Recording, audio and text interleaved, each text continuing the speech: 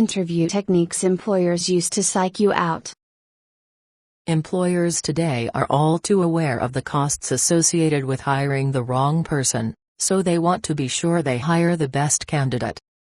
That desire can lead them to try to trick you into admitting background weaknesses, questionable ethics, and personal secrets that indicate you cannot handle the job. Although some interview techniques appear quite innocent, their effects can be deadly if you are unaware of what is happening. Keep in mind, though, that turnabout is fair play. You can prepare for these devious interviewers by knowing what to do when subjected to scrutiny. As always, though, I do not encourage you to lie but to know in advance that your task in an interview is to emphasize your strengths, not reveal your weaknesses. If you have been honest in assessing your skills and have targeted a job that you feel confident about, you need only tell the truth and leave out all irrelevant information. Although most interviewers will know less about interviewing than you, because you have read this book, some will be masters of the craft. Books have also been written to help professional interviewers, and one of my all-time favorites is entitled The Evaluation Interview. Written by Richard Fear, I just love the irony of his name. This book is a must-read for interviewers wanting to increase their ability to manipulate an unsuspecting job seeker. Following are some of Fear's suggested techniques for eliciting negative information.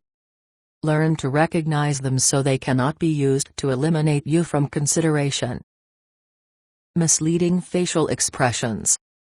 Just as you use your posture leaning forward, smiling, good eye contact to express interest, the interviewer may also attempt to guide your answers with facial clues. For instance, lifting the eyebrows a little and smiling slightly conveys that the listener is receptive and expectant, and that is all it takes to convince some people to divulge negative facts about themselves to their new friend. This half-smile and raised eyebrows routine also takes the edge off a delicate or personal question. Don't be misled, you must still answer these sensitive questions with the careful wording you have rehearsed, no matter how concerned and non-judgmental the interviewer appears. The calculated pause. Experienced journalists have long elicited information from hard-boiled criminals, slick-tongued politicians, and interview-savvy celebrities by using the calculated pause. The technique works even better on job applicants. Most of us are not comfortable with silence and rush to fill the void with verbal noise.